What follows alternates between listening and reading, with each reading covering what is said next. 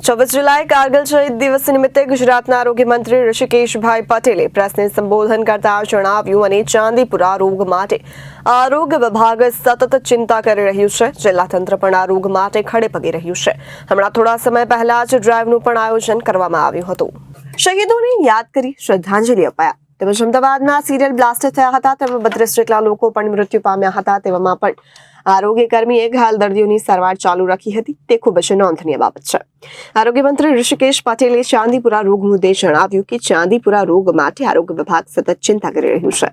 જિલ્લા તંત્ર પણ આ રોગ માટે ખડે પગે રહ્યું છે. હમણાં થોડા સમય પહેલા જ ડ્રાઈવનું આયોજન કરવામાં આવ્યું હતું. તેમજ મેલેથિયમ પાવડરથી છંટકાવ પણ તમામ જગ્યા પર કરી દેવામાં આવ્યો છે. 4 લાખ જેટલા કાચા ઘરોમાં દવાના પાવડરનો છંટકાવ પણ કરવામાં આવ્યો છે. તો 19,862 જેટલી શાળામાં પણ પાવડરથી છંટકાવ કરવામાં આવ્યા છે.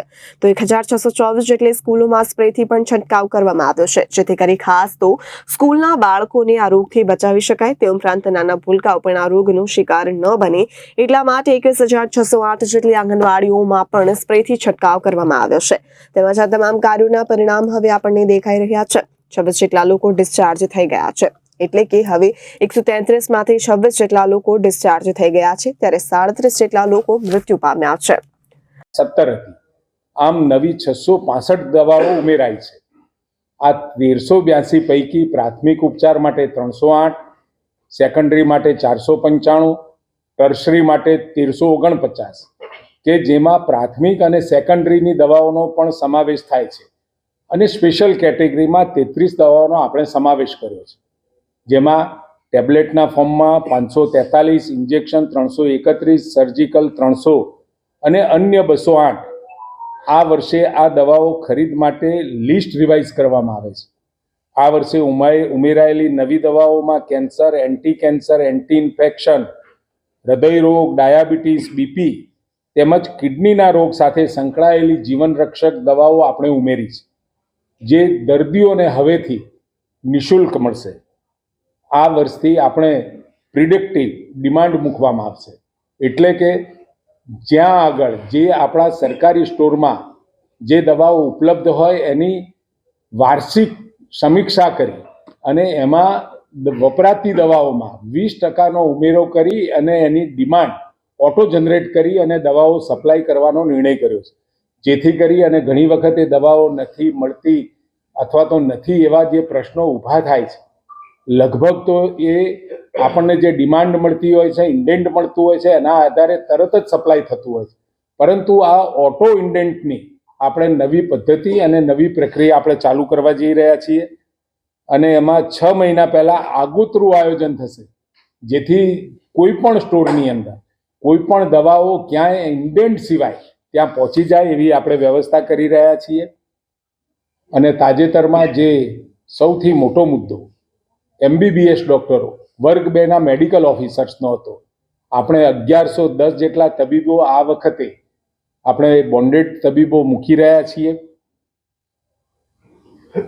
અને આ તબીબો ગ્રામ્ય અને શહેરી બંને વિસ્તારોમાં, જેમાં અંતરિયાળ વિસ્તારો, ટ્રાઇબલ વિસ્તાર અને એવા વિસ્તારો કે જ્યાં જવા ડૉક્ટરો લગભગ તૈયાર નથી થતા એવી જગ્યાઓએ આ આપણે પોસ્ટિંગ કરી રહ્યા છીએ. રાજ્યની 31 હોસ્પિટલમાં 132, 51 સબ ડિસ્ટ્રિક્ટ હોસ્પિટલમાં 119, 222 સામૂહિક આરોગ્ય કેન્દ્રમાં 310, 495 પ્રાથમિક આરોગ્ય કેન્દ્રમાં 430 અને રાજ્યની 57 ESIC હોસ્પિટલમાં 119 મળીને રાજ્યની 856 હોસ્પિટલમાં કુલ 1110 તબીબો આપણે ઉપલબ્ધ કરાવી રહ્યા છીએ.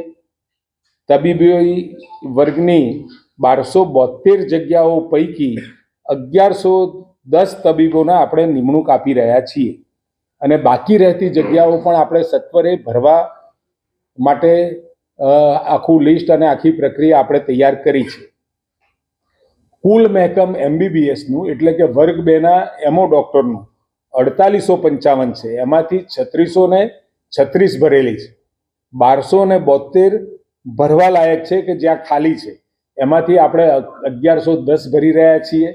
અને આ બોન્ડેડ ડૉક્ટર છે, એમાં જે આપણી ખાલી જગ્યાઓની સામે 2700 જેટલા બોન્ડેડ ડૉક્ટરો આપણી પાસે અવેલેબલ છે.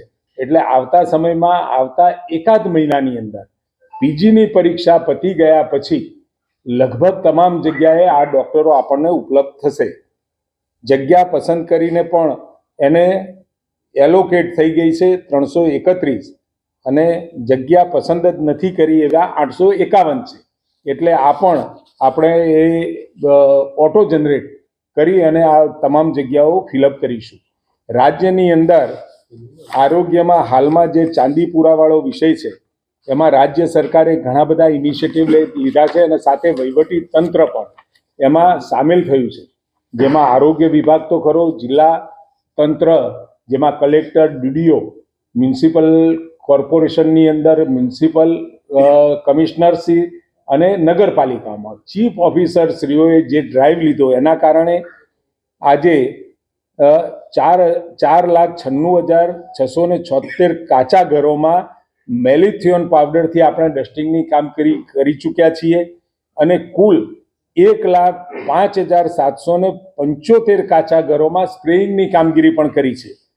કુલ 19,862 શાળાઓમાં મેલિથિયોન પાવડરથી ડસ્ટિંગ અને કુલ 1,624 શાળાઓમાં સ્પ્રેઇંગની કામગીરી આપણે કરી છે અને કુલ 21,608 આંગણવાડીમાં મેલિથિયોન પાવડરથી ડસ્ટિંગ અને કુલ 1,569 આંગણવાડીમાં આપણે સ્પ્રેઇંગની કામગીરી કરી છે અને એના રિઝલ્ટ પણ હવે આપણને દેખાવાના ચાલુ થયા છે. અત્યારે કુલ કેસ જે 124 કેસ ટોટલ પેશન્ટ છે અને જે બહારના રાજ્યોના છે એ કુલ 9 મળીને કુલ 133 કેસ અત્યારે આપણી પાસે છે, જેમાંથી ડેથ 44 થયા છે, ડિસ્ચાર્જ આપણે 26 કર્યા છે, એટલે 26 બાળકો સાજા થઈને ઘરે ગયા છે અને અત્યારે અંડર ટ્રીટમેન્ટમાં 54 જેટલા બાળકો અત્યારે સારવાર હેઠળ છે.